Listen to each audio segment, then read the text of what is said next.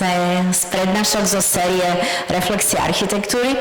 I will switch to English because of our dear guests and welcome everybody to the next lecture in frame of series of reflections on architecture. Our dear guests today are two of them actually, which is a surprise because on the poster unfortunately only Mirabela was exposed, not Bartłomiej, so I'm very sorry for that. Okay, so the office named Prolog, which is located in Wrocław, will be represented by Mirabela Jurczenko and Bartłomiej. Oh, I always Poteralski. I'm sorry, not to spoil the name. Actually, it's quite funny because the office is located in Wrocław, but those two guys are coming from different directions, like Mirabela from Rotterdam and Bartłomiej from Graz. So I'm very curious what they will tell us about how the office is working actually when they are both living abroad, but I'm quite sure that we will discover it. Prolog is just on the opposite when we look at the collection we have done for you in frame of these reflections, and after hearing Piotr 2 weeks ago, he represented the, let's say, main generation of the productive architects in Poland, and today we are facing a lecture of a young studio, actually established only 2017, if I'm right. So I don't will bother you with my words anymore, and I will deliver the micro to Mirabela, and she will start their presentation today. So Mirabela, we're happy to have you with us. Bartłomiej, it's the same for you, and please go on. Thank you very much. I would like to start with that it's really a big pleasure for us to be here. We are not used to make a lecture, so we might be a little bit stressed, so sorry for that. So this is the title of our presentation, and as you can see, today we would like to take you for the journey far away from the big cities and spectacular architecture. We would like to share with you something that engaged us the most recently, which is making architecture in social, economical and cultural context of Polish peripheries. When we thought about the title for this presentation, we got the idea that the word tender, in fact, described in the best way the architecture or project we would like to show you today. And tender has two meanings. One is simple finding the supplier, and in the architecture world, supplier is an architect who delivered the design. And the other meaning is to make something with care, gentle, and with responsibility. So a few words about us. As you already heard, Prolog was founded in 2017. Prolog engaged in architecture through designing projects, but not only, also exhibitions, research, writing, and workshops. Prolog was thought about the formative period, so we are really enjoying speculations and experiments in the office. And Prolog is, as you heard, scattered around Europe. I came, as you heard, from Rotterdam, Bartek from Graz, but the rest of our office is located, members of our office live in Wrocław, and that's our main base.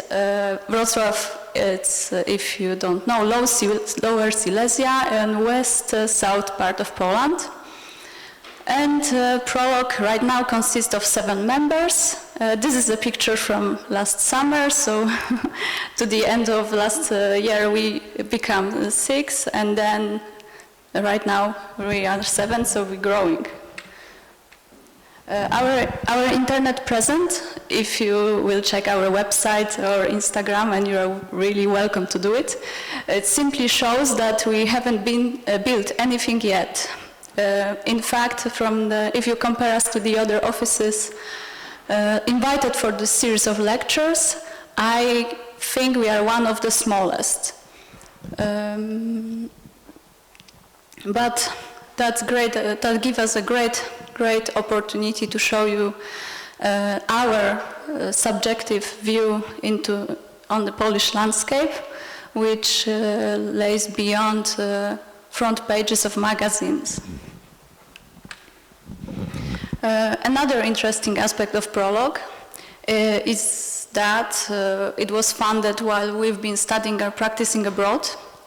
This makes us more prone to critical evaluation of Polish architectural scene, but on the end, it drew at least some of us to come back to Wrocław and try to apply it on the Polish, in the Polish context, what we learn. One example of that is we keep in our office really democratical and how we call it a horizontal structure, which where every voice in the discussion matters, and we really like to work collectively. So, short summary about our work. Every time we have a pleasure to make a lecture, we have time to make kind of a look back on our work and re-evaluate our priorities. And for the purpose of this lecture, I count that from 2017 till now, we made 26 competitions in which we received first prize only in 4. The recent one, it's a vocational school of agriculture in Świdwin, and we're going to tell you about this project on the end. But we are most known probably for Travel in Paradise. It's an exhibition for Polish Pavilion for Biennale in Venice, and we proposed the concept for this exhibition in 2019. It's supposed to be open 2020, but on the end, because of the COVID, it was open 2021. Prolog exhibition in Venice, what we can call a cornerstone of what we see now as our deep interest in the Polish peripheries. In that time, we brought to the public the topic that was quite invisible, and we started this intensive discussion of the purpose of showing to international audience a common part of the country.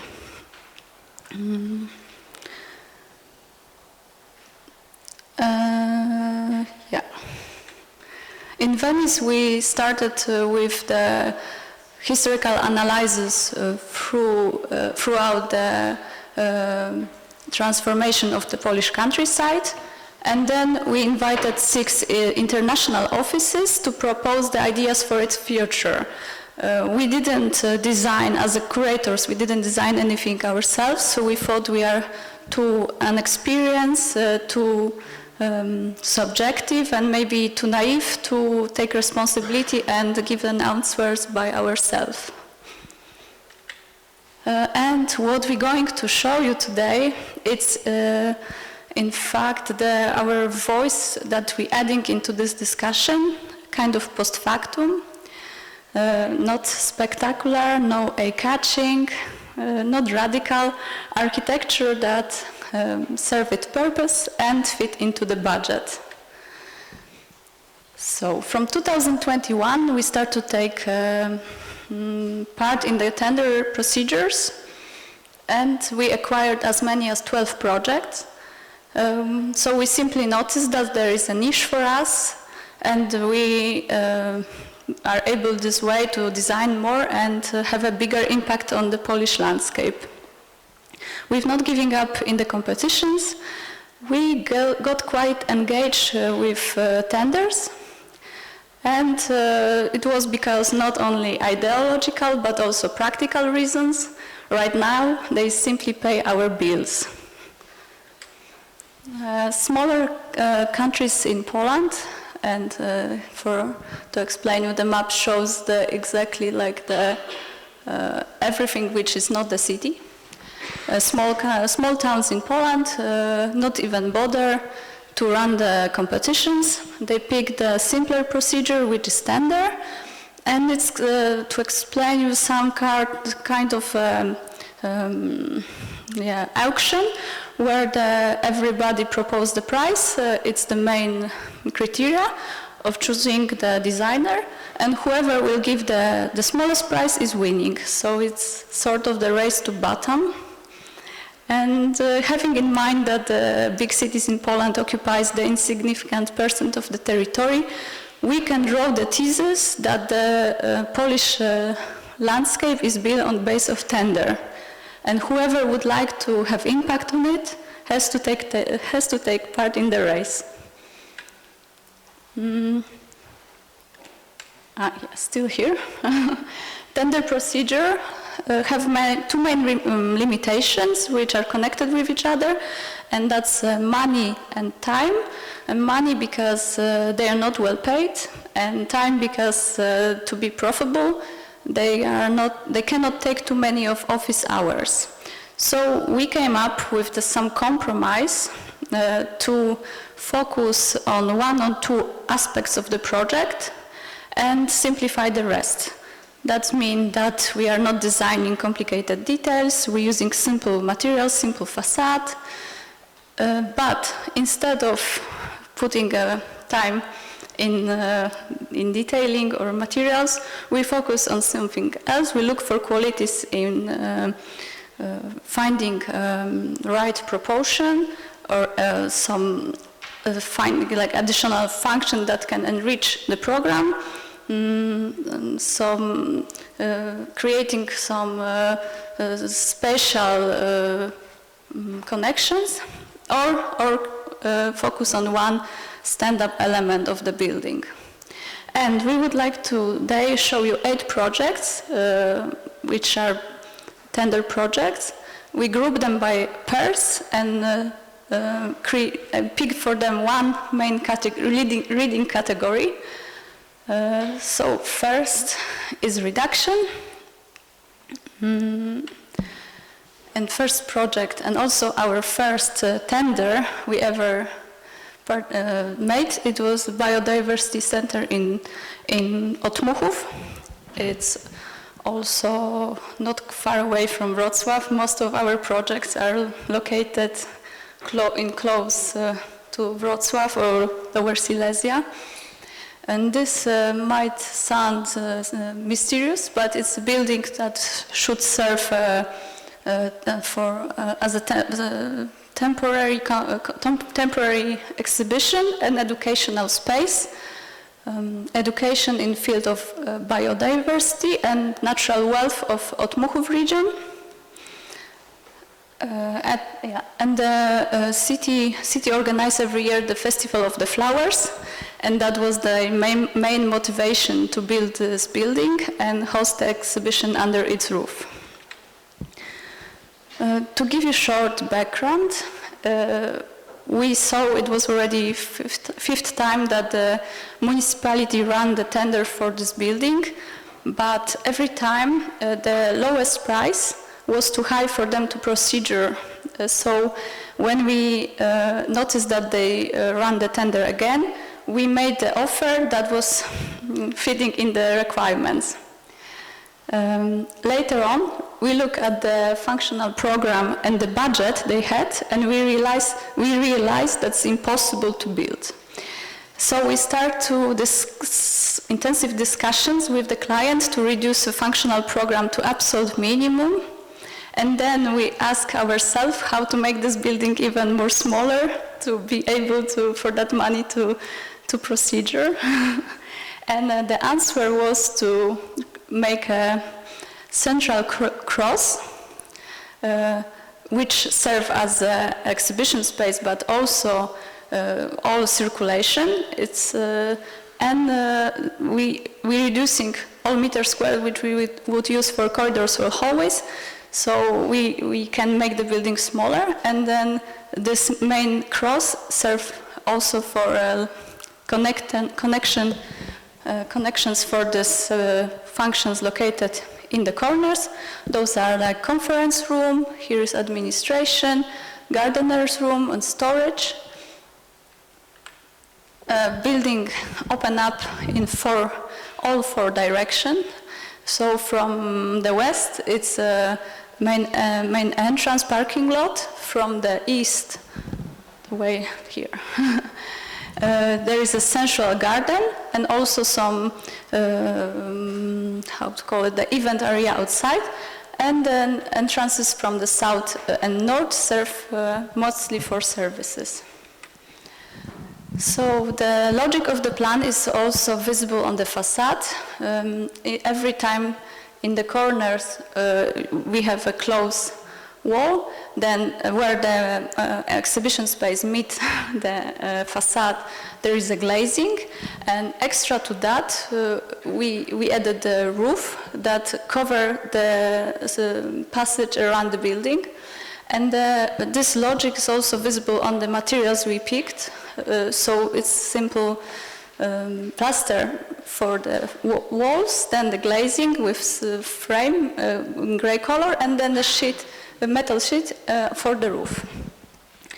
And this is the interior of it, so we keep it as simple as possible. The only thing we added was the skylight, the cheapest product on the market, to bring a little bit of light in the middle of the building.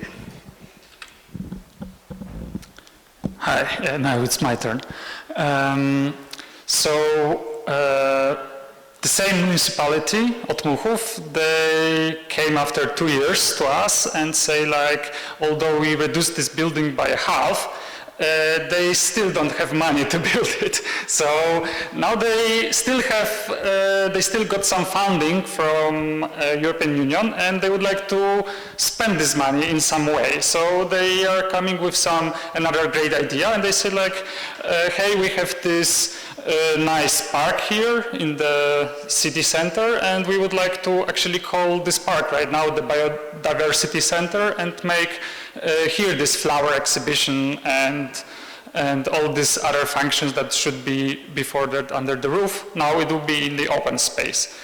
And then we came to this plot and we saw like, actually, I mean, it's not the bad space. It's like, it functions pretty well. Like everything was done pretty recently, and the only problem that we saw there is that nothing really fits together. Like, you know, it's like probably you know it from Slovakia as well, that we need to have bins for garbage there. So like some person from the municipality is like, okay, we buy bins, and then okay, we need these roofs, like some shelters for a picnic zone. So okay, so this guy from the village makes this roof, so let's take him. So like no one had really control what is happening there, and therefore it was a bit hectic, this space. So we thought, okay, maybe what we will do there, it's also something very reduced, but something that will be strong enough to give some identity to this area. And we came with something that is, of course, not so radical. I mean, if you know La Villette, it's pretty similar idea, but here it actually really nicely fits to this program, because they call it Biodiversity Center, and they would like to enrich the greenery there. So basically to plant new species and also use the topography, because it was a bit like these areas here are kind of a wetlands. So they would like to also give people possibility to pass through these wetlands. And they have here this open air concert hall, and so they also need some space in front of it for the audience. And here also like some area with some orchards, and also something that will become a pier, so you can also like walk closely to the water. And so there are these three elements, the circle, the line, and the square, which we painted in the strong color.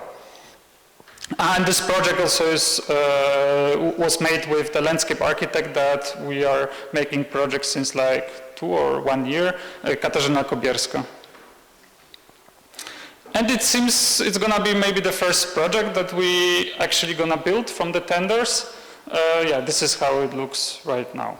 So here's this square for the audience, and here they started already do the paving.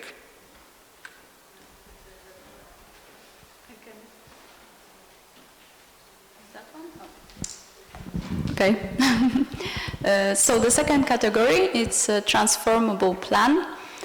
Yeah, and it's mostly this strategy we use for housing, but I will not explain now. You will see just in a second. So another first, but this time first housing tender project in Sosnowiec. When we start meetings with our client, we also, yeah, the anecdotes, but we realized that there is already concept for this plot, but existing concept was just like a shell. It was made while the city created the analysis for maximum buildable area. So they didn't thought that time about the functional layout or apartments inside. It was just like a facade and heights that they will get used to it. So we had to prove that we can make it better.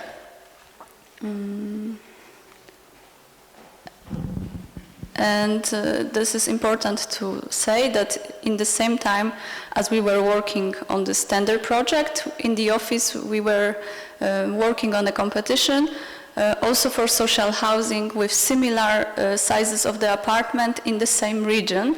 So those two projects were running together, and we could simply, and this is the competition proposal only. So while we were working on those two projects, we were taking the ideas from one to another and exchanging it. It was really great that in the same time we could compare designs. And here, in the brief, they put the big pressure on the ecological aspect. In Sosnowiec, not. In tender project, not. And we compare budgets of those two projects. And here we could use the timber structure. And in Sosnowiec, we knew we have to keep the simple materials. But we could use same special qualities for both projects, and that we focus on making the most well-arranged apartments. The sizing were quite small, so it was important. And we tried to add some common area for the users. So we simply, in those two projects, noticed that making a central located staircase give us opportunity to use meter squares not only for circulation, but also to add some quality. What we only had to do is introduce the light here, and we use the same idea as for Otmuchów, so skylights. And this is important to add that the social housing our social houses are built by municipalities mostly for young families or couples that going to start the family, the most popular users. And with that in mind, we look at the requirements for the apartment. We notice that in fact they are similar to those which are available on the private market, so they are not giving anything to families, like extra to the families. So that was important for us to design the apartment that can grow together with the family, and family can keep the same standard of living all the time. Yeah, the scheme shows it's really good, so we always focus to make the kitchen that can be separable, but extra to that we thought, what if the family would need extra bedroom, and it happens quite often in Polish context.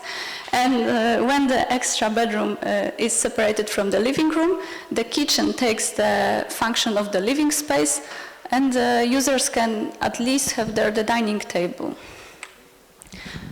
Facade follows the scheme of the apartments. We learned that vertical windows are better for to furnish the rooms, and in small rooms it's important to focus on such an aspect. So each room got the French balcony window, and the only element that stand up a little bit from the plan is the entrance area. It's kind of pushed inside in a irregular shape, and to emphasize it, we use a different material for it, and we use a contrasting color. So the documentation for this project was delivered in 2020, and now it's on this first stages of the construction.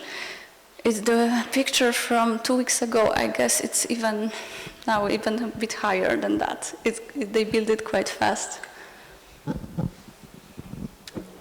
So since we also wanted to take about our mistakes, I think it's worth to mention that here there are 2 buildings actually, and by delivering the documentation, in the end we just mirrored the other building because they're like a mirror. So in AutoCAD you would just like take the building and mirror it, and it's like simple as that.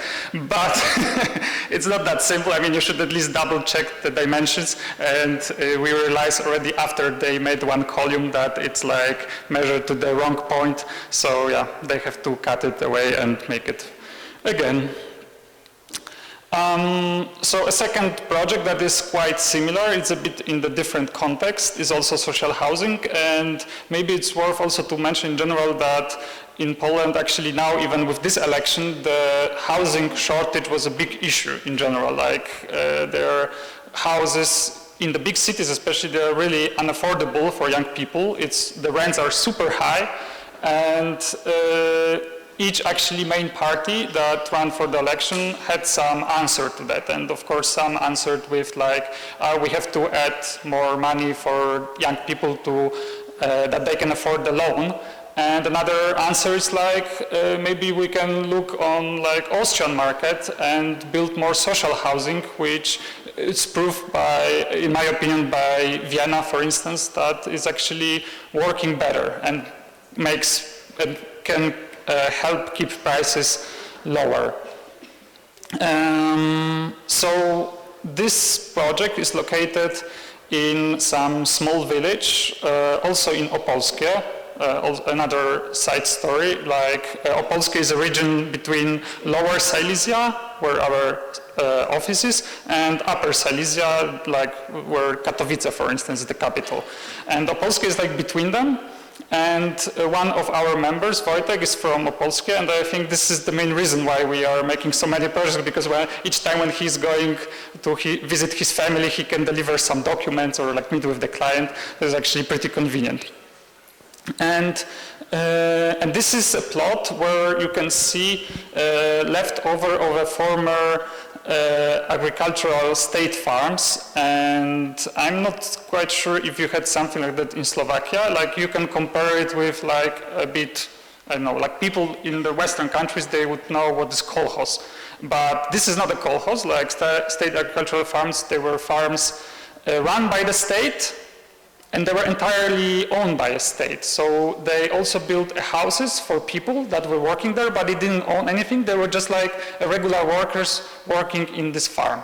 So here you can see this part of the settlement. Here are the houses, and here it's a part of this production area. And this was our plot, and this is like some former park of the former palace. And these buildings, they were normally also like housing projects and also farms. They were normally built in the precast technique, meaning that they were basically producing big scale concrete elements and bringing them on the construction site, assembling them, and they were making process of building just more efficient. And this gave us idea to take the project from Sosnowiec and maybe make one step further and develop something that would be also like a precast structure, but of nowadays, which would be the CLT technology, like the cross-laminated timber. This is the model of this project. So these are these two houses, and the client first, when he heard about this idea, so let's make, and it is also like some kind of a political issue now that even this hopefully living government was kind of trying to introduce the CLT technique to the housing, but actually it failed. But we wanted to like check what is possible, what is the possibility in this small village to do it, and the client first, when he heard about this, he was very enthusiastic, and he's like, yeah, let's do it. It's actually really nice. And we came with the solution. We contacted the firm. They are not doing it in Poland, so the closest production line is in Czech Republic, I think. And we also came with the budget, and they said like, yeah, I mean, the budget is actually, it wasn't so bad, it wasn't so dramatic, but the problem is that in such a small village, no one would maintain this building. Like, okay, this building would also need some maintenance in 10, 15 years, and you won't find anyone, any specialist in this small village to do just maintenance jobs. So in the end, we had to come back to the regular technique. So again, brick walls and simple details, although we still kept these qualities of dividable kitchen, and here you can see the rooms are already slightly bigger. The apartments are slightly bigger, and the rooms itself as well, because it's like a bit different company who was running this project. And since actually if you would see the typical staircase, how it looks in the projects that are on the market, it's like rather a basement, I would say. It's like just a raw structure that it's not really a space to be, let's say. It's just serves evacuation purpose, and that's it.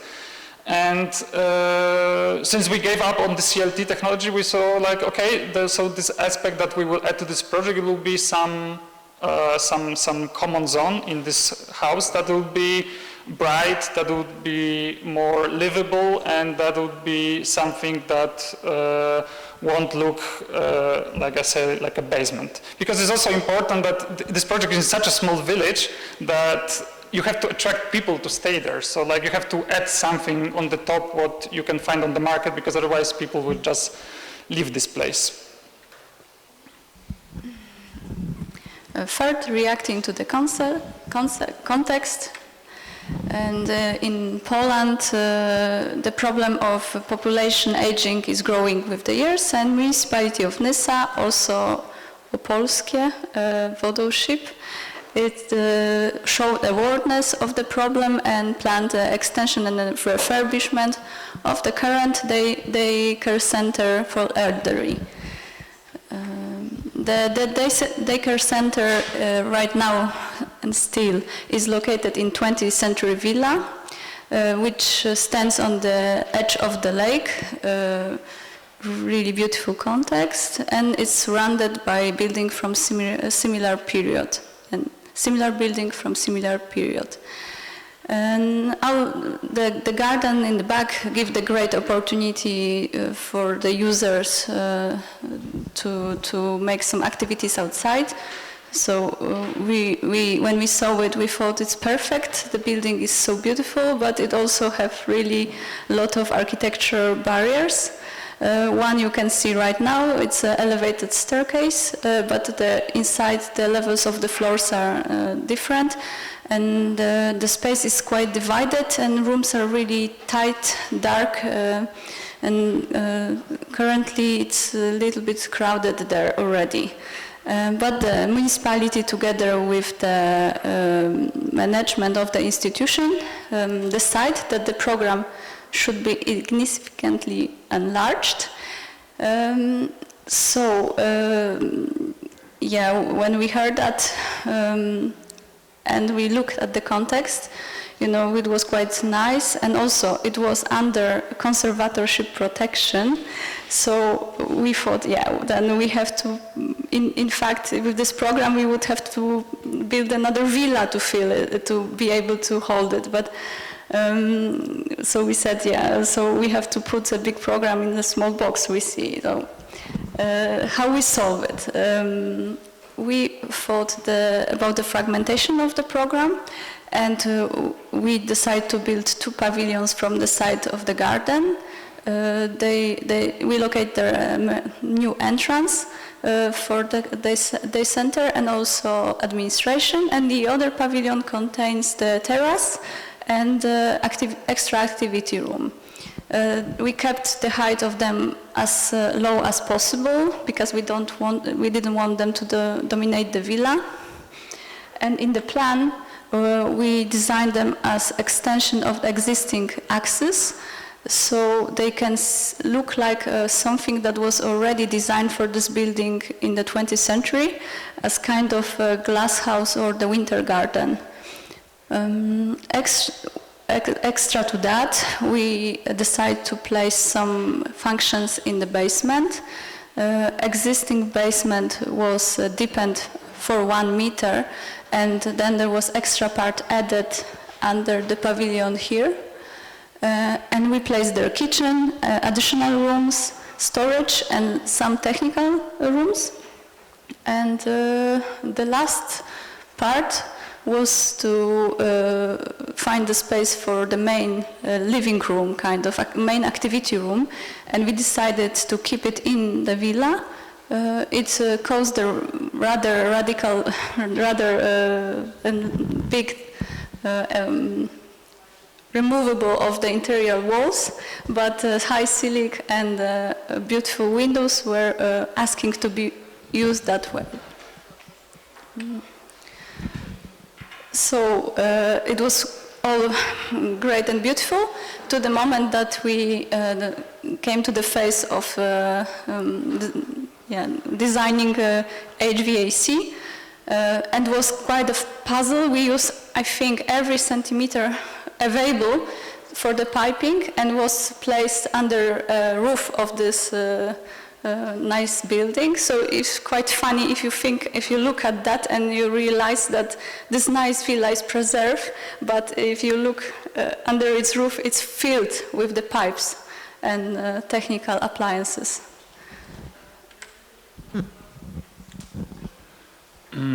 So another project, this strategy. This is in the village of Goświnowice, and this is an extension of the elementary school.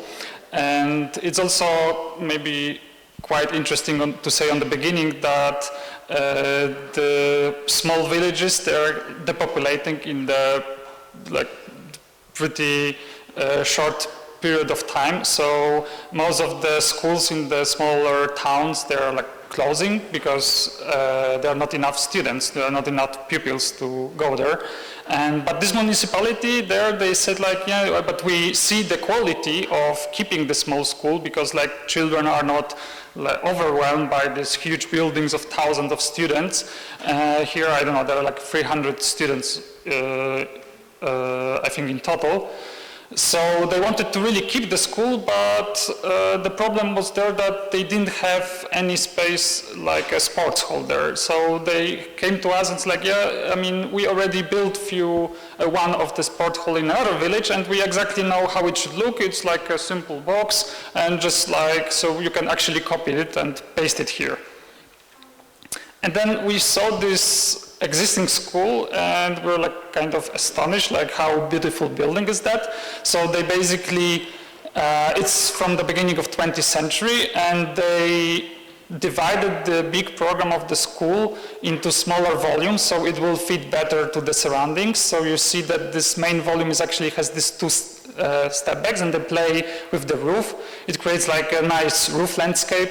And we thought well, I mean, maybe building just a box there is not the right answer. And this is the sport hall that they have right now. I mean, it's funny, but it's also tragic, because like it's basically a basement with these two windows that are bringing light, and what I think is the weirdest thing is that this column in the middle. So maybe you know any sport that can support this kind of games, but I mean there you can see that they play some hockey games, and I think the column in the middle is quite of an obstacle.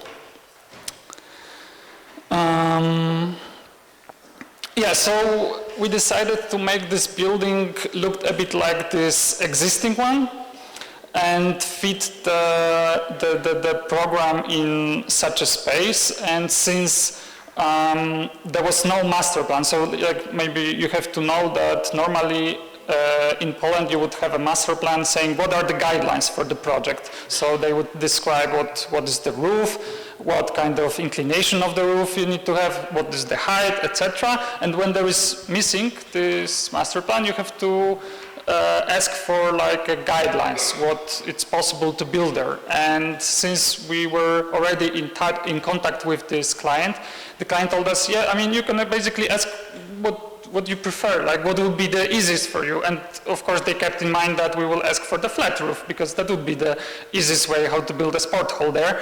But we thought like, no, that would be a missing opportunity to actually make this extension something nice, something unique, and something that would really fit into this context. And so this is how the program is divided. So here it's a part of the existing school. This is the canteen. Here it's a kitchen for the canteen. These are like some dressing rooms, and this is the main sport hall.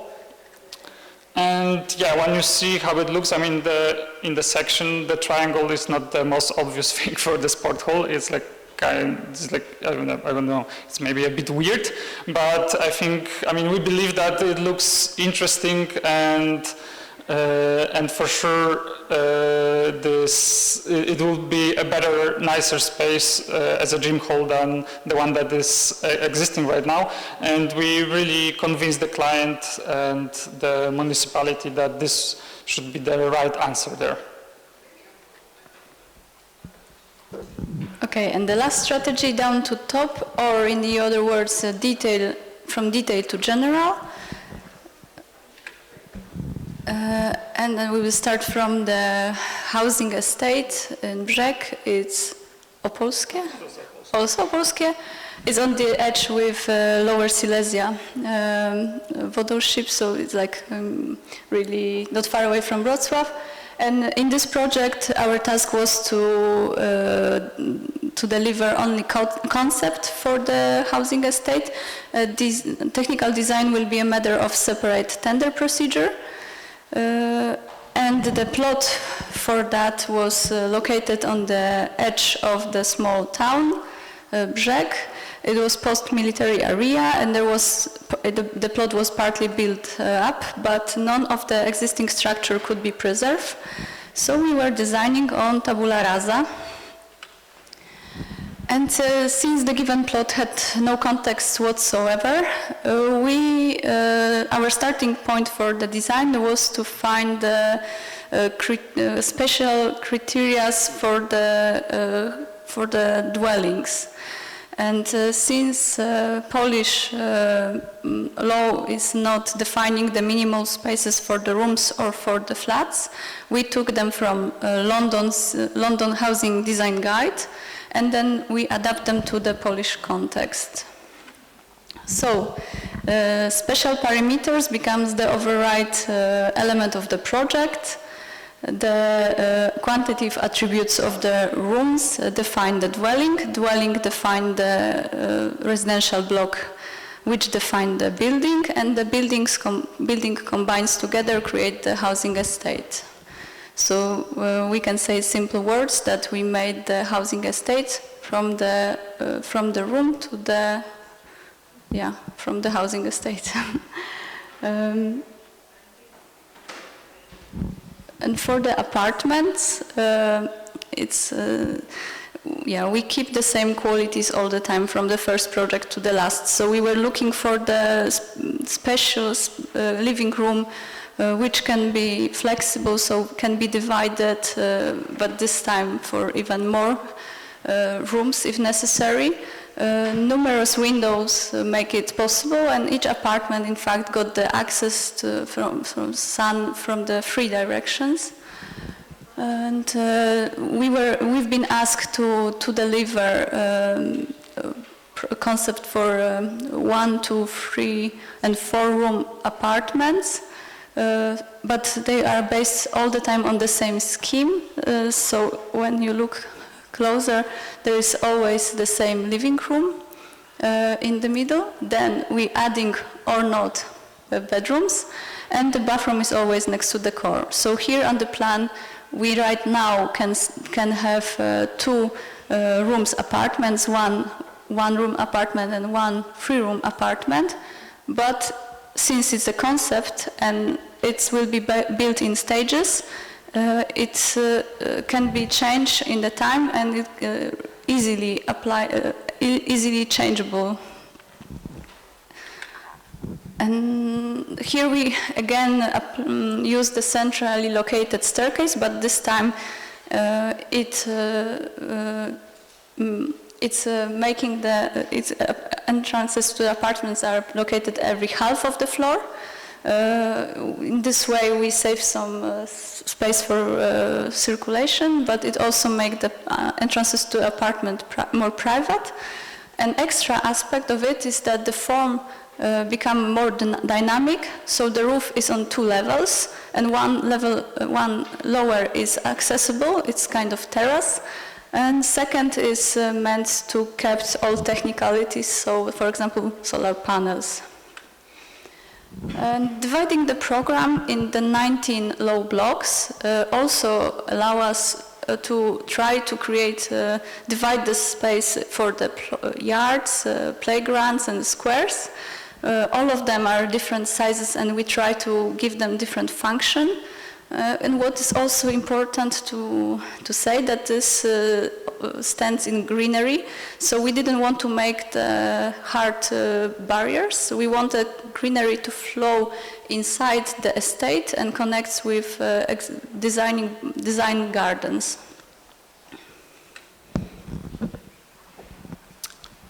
So this will be the last project from this tender strategies, and it's a refurbishment of the cemetery in Duszniki Zdrój. Is like nearby the border with Czechia, and this was done together with our landscape designer Katarzyna Kobierska and with Roman Rutkowski, which was our mentor on the faculty.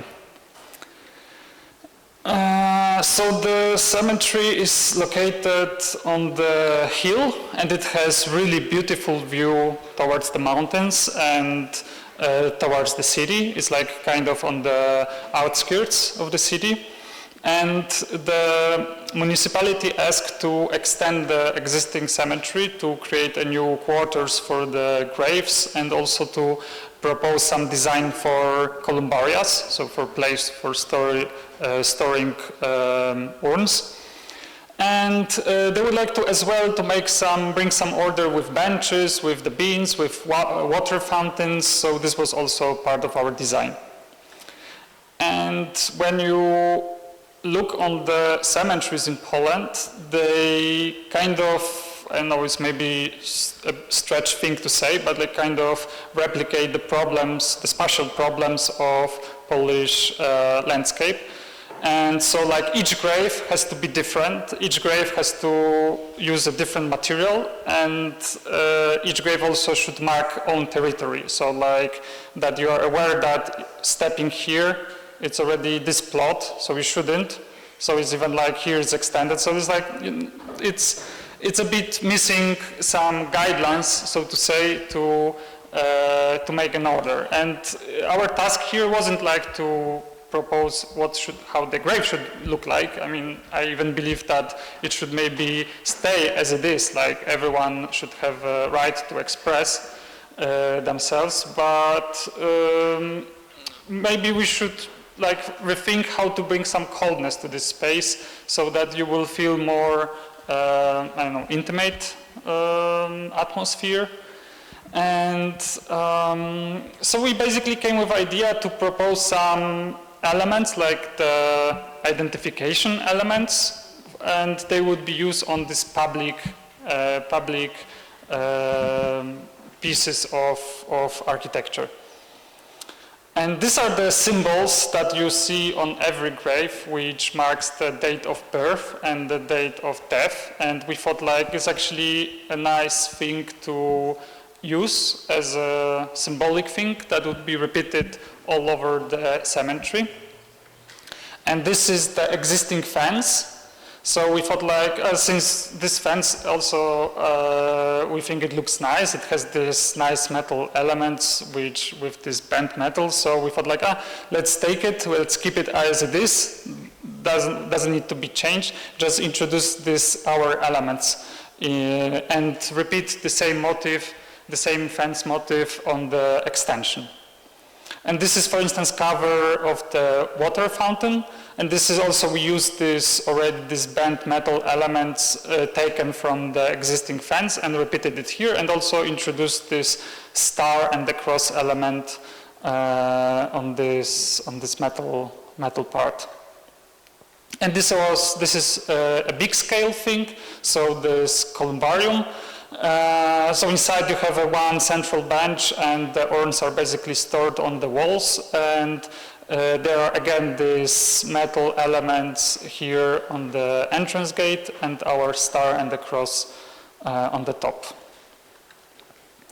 And the last project, I promise, that we are showing today, it's something that it's not a tender project. This is the competition that Mirabela said before we won last year, and we would like to just show it to you to show that it's actually, it takes us already 1 year to develop this project, and it's something really interesting as to see as the opposite of the standard projects, that we really have time to think about every detail, and then you can compare it.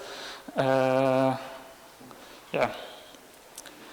So it was a competition where the client asked competitors to make workshops for the School of Agriculture, and in this school they basically learn how to operate tractor, how to operate some other agricultural machines that I have no idea how to name them. They also learn how to cultivators, exactly. They also learn, I mean, my only knowledge is from Clarkson's farm, so this is how I learn about agriculture. And they also teach there how to cook. So they need some places like kitchens for the students. They also need garages where they can learn how the engine is built. They will basically unscrew the whole tractor and build it again. And they need something that is strange when we heard it for the first time. They need a big hole for the winter and when the weather is not good, because they are practicing how to drive a tractor and how to basically plow the field. And normally in the winter you wouldn't be able to do it because like it's too cold, and when it's too wet you also can't do it. So the perfect condition for the school to teach it is to have a huge hole where they can just drive inside the tractor, but they are never planting there anything. It's just like driving school, so to say. And we proposed this kind of design. So these are the existing buildings. This is the sport hall, this is the dormitory, and this is the existing school. And these are the old workshops that they want to demolish and build the new ones. They are really, this is like a buildings from end of 19th century. They really are not fitting in them, and it's kind of very low standard right now.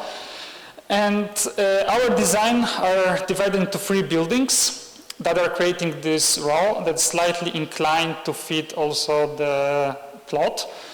And the purpose why we place it like that, once is that this building works together with all of them, because there is like an auditorium hall there. So this creates a heart of this campus. And another very important issue was to divide the loud area, so this one, where you have maneuver square where you actually learn how to, it's like a place to pass a driving license for a tractor or for a car, and the parking zone, and to divide it from the silent area, which is the garden, and the sport center here. And the building itself, it was also quite interesting because the limitation on the master plan was only 7.5 meters for the building from the bottom to the top. And we were one of the only ones that proposed the building with 2 floors, because it was basically with the suspended ceiling and all the installation. It's really difficult to fit this program. But we decided to make this typology with the central common area with this one big stairs leading to the upper floor, and to make these big shafts on the parameter of this atrium, so you don't need to go with a piping from the roof to every room in the suspended ceiling, but to basically each shaft is bringing these big ducts of ventilation directly into every workshop room. Which later it turns out is also super important for them, because they want to keep it transformable. Like they don't know, for now they know that there will be a workshop to, for instance, learn about the engines, but they don't know if there won't be electrical engines in 20 years on every tractor, so they need to have it a bit more adaptable. And also another important aspect of this building is the roof.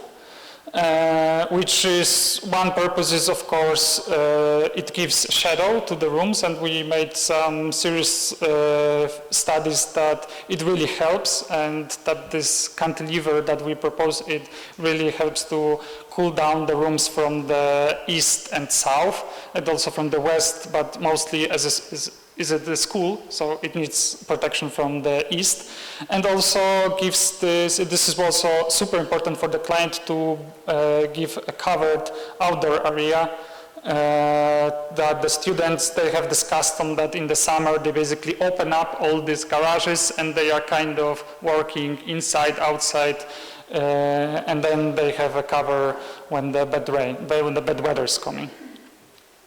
And since it's a teaching building, it should also, we were thinking about this, that it should also teach students about itself. So we, actually the principal of the school was really into this idea, so that all installation should be outside, everything should be visible, and that every building is built in the different structure. So like you would have like in the story about the pigs and the wolf, so like each pig built a house of different materials, and this house is a reinforced concrete structure with only these brick walls that are not bearing walls, but it's just a filling wall, so it's also adaptable in the way, so they can always enlarge these rooms however they want. And the second building, it's a steel structure. So it's also something that the students that are finishing it, they are normally students that their parents have already some farm, and they can learn what is actually possible, how to build, for instance, a farm building. So this building, it's a steel building. And this big hall for driving a tractor, it has a wooden traces as the main structural element. And the facades, they are unified from outside, but they are thought also in the different ways. So the first building has a 3-layered facade. So basically behind these wooden elements, there's a reinforced concrete and then a bit of cement bricks, and then is isolation layer, ventilation layer, and the wooden cladding. Then the second building is a sandwich panel, which also fits to the steel structure and the wooden cladding on the top of it. And the third building is an isolated building because it's this big hall, so it's just a wooden cladding on the concrete columns. And that's it. Thank you.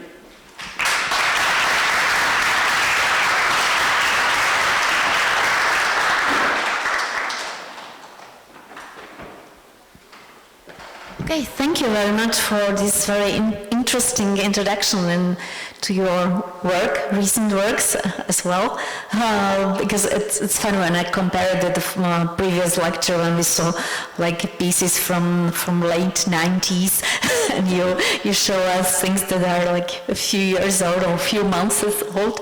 I want to ask one question at the beginning because I was a little bit confused about the term tender and competition. Is it the same? Like no, this is tendering, like only looking for the cheapest project. So you are really like doing this kind of work, which is this is very interesting because normally architects do not like to take part in this kind of competitions. Yeah, I mean, it's like what Mirabela nicely said, is race to the bottom. And basically, you would say in the business term, you're the loser because you're the one who proposed the lowest price. But in fact, like also Mirabela said it in the beginning, that 93% of Poland, it's a countryside, and the smaller cities there, they are never doing competition because competition costs money to organize it, and sometimes the cost of the competition is so high, so it will consume, I don't know, 10% of the fee. So it's for them it doesn't make sense, and it's faster. Also, sometimes just they have some funding from the European Union, and they need to do it like almost immediately, like 2 months, and we need to have at least some concept design so they can go on with some legal procedures. And yeah, so like we thought like actually if we would like to engage with this architecture on the peripheries, there is no other way to do it because like it's a legal thing also that the small municipality cannot give you commission like that because we are in the European Union and it's forbidden. So they have to always organize a tender or a competition. Since competition costs them a lot, they do tenders. That's it. But this is really surprising because we are actually, like the architects, we are fighting against this kind of tendering, and now you show us that this is quite possible to get a good solution even in this kind of, let's say, controversial way of competition. So perhaps it might be encouraging for you starting your careers that perhaps you shouldn't resign and go for tenders as well. I don't know if there are some questions from your side. Please raise your hands.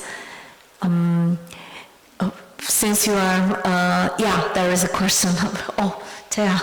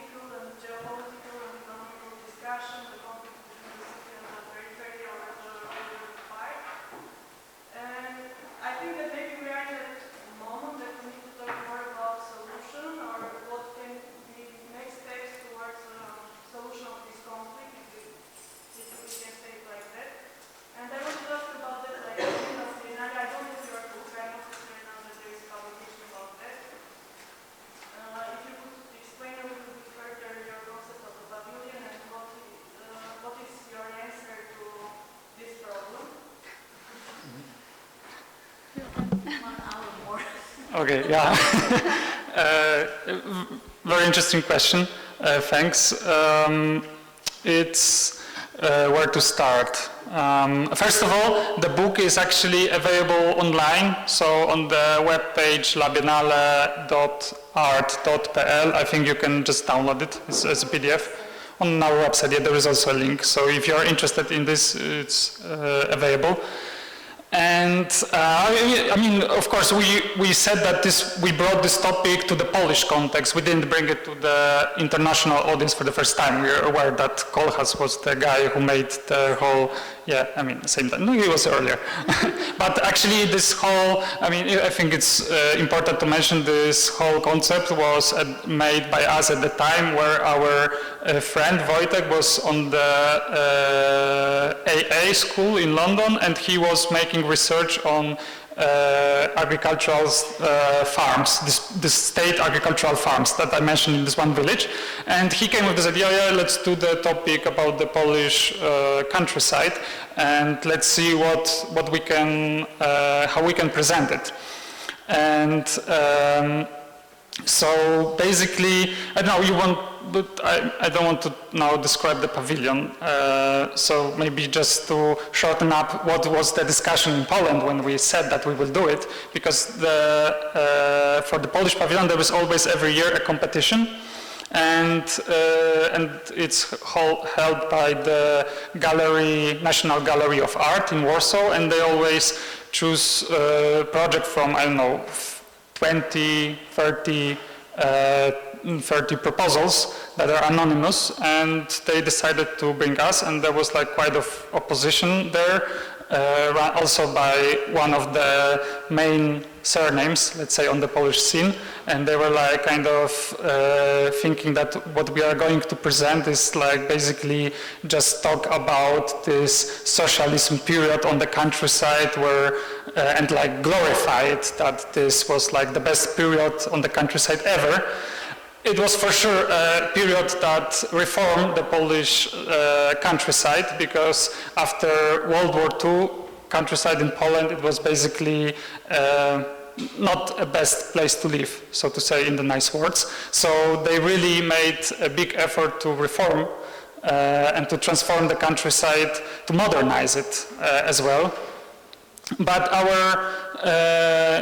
what we wanted to present on this Biennale was actually a bit broader. We wanted to talk about 3 periods of the Polish countryside, and end up in the contemporary period, where the countryside is actually under the pressure of the big urbanization. Basically, cities are spreading towards the countryside, and if you would see statistics, like Mirabela said it already on the beginning, 60% of people in Poland live in the cities, 40% live on the countryside. It's pretty a lot comparing to, I don't know, France, for instance, when there is like 95% people live in the cities. And it's still, like you are bringing this political topic, it's a still big discussion in Poland, like, for instance, what to do with this post-communist time, for instance, these housing settlements, where in 1991 all of them were just shut down, these farms, and the people were left without anything. And it caused, of course, a lot of social problems, because the people just basically stay there without jobs, and it's still a big issue.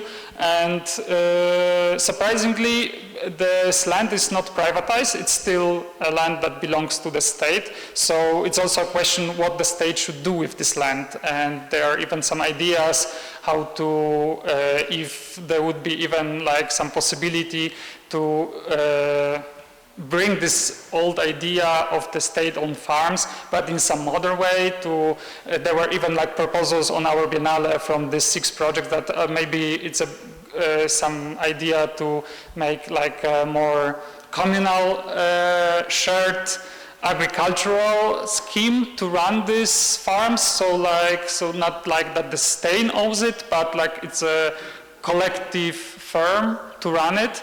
So there are this kind of also discussions right now, but it's a very vast topic, and for sure it's something that that is important to say, that all these problems that cities are facing, so the housing shortage and also air pollution and this kind of things, this is all happening also on the countryside. And before that, like, I don't know, 10 years ago, no one was even talking about this in the, let's say, mainstream. discussion, and for sure not in the mainstream discussion of architecture. This was like sort of like countryside was always a place, like an idyllic place where rich people build their houses, their summer houses to go there, and the countryside always had this like for people in the city's perception that this was this retreat place where we go to relax, to the forest, on the lake. But what we show in the pavilion, the main part was this big panorama, which was showing, let's say, not the ugly, but the ordinary part of the Polish countryside, which is basically a productive space. It's a space where you produce food, where you have a big storages, where you produce electricity, and so on and so on. It's not this idyllic space, but it's really something rather technical. Yeah, if I can, because you ask about if we have answers, right? If the exhibition had the answers for the countryside, and no, we don't have, and the exhibition also didn't give any answer, because when we start to think about it, it was more like we want to point the problem and to, like already said, to start the discussion.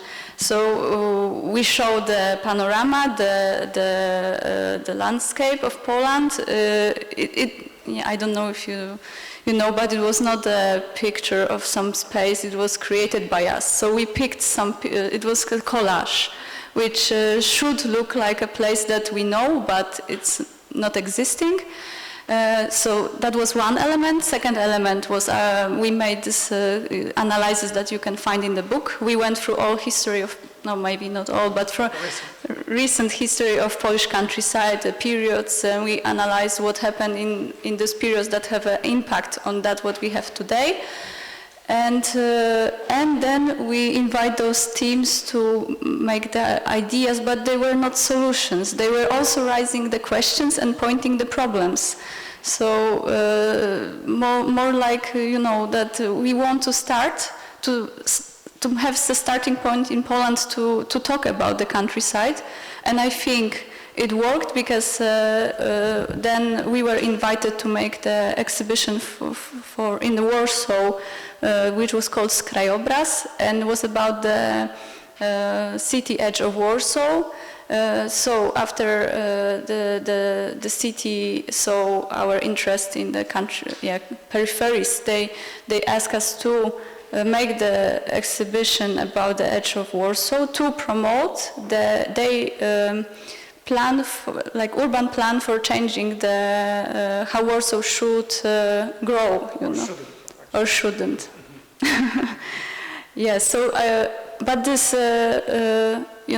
we just pointed something that was later on, the topic that was later on raised by urban designers and politics. So it's we as architects just said, let's look in this direction, and then maybe not architects should procedure, but like the law should. I wasn't expecting like this is the final answer of this very, and I was saying earlier, maybe we misunderstood. I was saying earlier that it's very like complicated political and economical problem. It's not management of the territory in the end.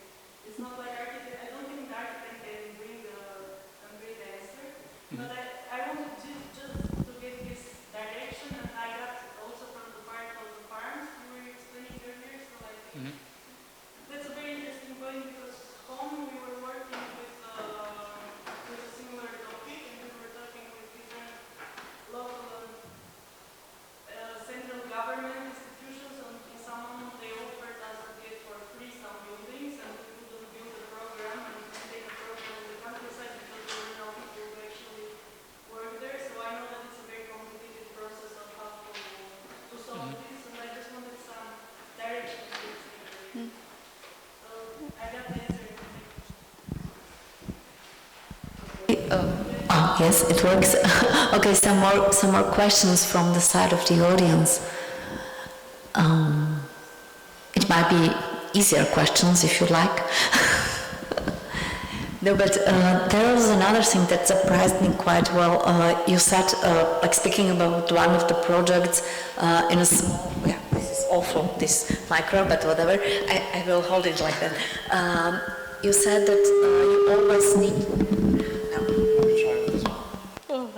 that you always need to take care about the master plan or by the guidelines, but you really have always the master plan in even if this kind of peripheries and the small villages or settlements, because this is also something we do not have in Slovakia. Really, it's like it's an exception to have it. So it was quite surprising in such a, let's say, peripheral situation that you. Yeah, sorry. Yeah, I mean, it is actually quite interesting to give you historical background. It's like till 1997, I think most of the Poland had the master plan. And then at one point, the government cancelled all of them. And it caused some special problems, like quite big, because now there are actually small villages. They only provide master plans for the places where they would like to spread. So if they are planning some new development somewhere there, they would first go with a master plan to make this whole procedure easier. But it's not so uncommon, especially in towns, because like what this project that we were showing, they're not just villages, but they're also some smaller towns. And let's say in Polish scale, smaller town, it's like 50,000 people, for instance. So this is also a periphery, and they have normally some master plans. And if they don't have, then you're asking a municipality for these guidelines. This is how it works. And this was the case of the school, for instance.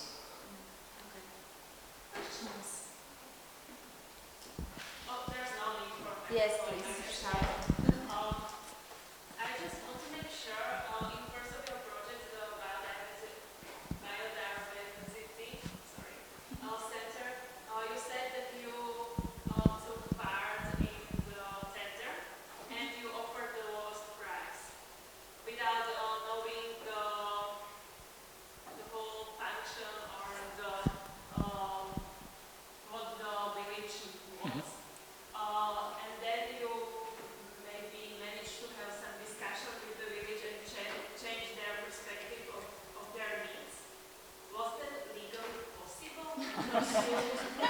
That's a very good question for the lawyer. In Slovakia, it wouldn't be really accepted by other members of the competition tender. So I just want to ask about this. Yeah, so you know, it's also was our first tender, so we didn't know really how to work with it. So that's how we made this mistake. But it depends what you know is brought in the brief. That when you enter tender procedures, you already see the contract and in specific of the functional, yeah, how you call it, yeah, so functional program. But sometimes it can be brought this way that it's really like big field for interpretation. And they often prefer it, you know, because then really it's we can say that many times we come for the meeting with the client, they don't know what they want, and then they trust us in a big way in many things, and it is also a problem of the tender that there is no one or many times there is no one, not always, but you know, often that is who will evaluate our decisions. So the architect have big responsibility there, but that's why there is really bad architecture coming from tender. But if you are stubborn and young and have energy, you can make a big impact on the quality, you know. Because in the competition, there's always this jury that decide what's the best. But in a tender, you are just sitting in front of the mayor, for example, who just want to have nice building and he don't care about anything, you know. He knows the budget and that it has to be beautiful for him. So that's why we in this biodiversity project we could discuss and change and so on. Yeah, in fact, if we could propose a huge building for them, but and say, yeah, it was in your program, we will just do whatever you asked on the beginning, but then we would be sure that they would never build it. And that what we proposed, they had at least chance, you know. Yeah. I mean, I guess it's not entirely maybe legal, but you can always negotiate, like for instance, not all this program there was like kind of roofed space, but not really enclosed. So you basically I think what they expected in the beginning, it was just like a hall that has a roof and just somewhere some box with these additional functions, but basically almost no walls. So by cutting this program, we said like part of this program is this garden that is behind. So in this way, we shrink the building, and we said actually it's biodiversity center, and you have to have this biodiversity. So making a bigger garden makes kind of sense in this way. So yeah, otherwise it would be just concrete. Okay, some more questions? I don't think so. Maybe we can leave you now. It was very nice to have you here and very interesting. And I mean, for you, our dear young audience, very inspiring, because I mean, this is how you can start your business with tender and speaking to mayors and etc. So thank you once again. Thanks.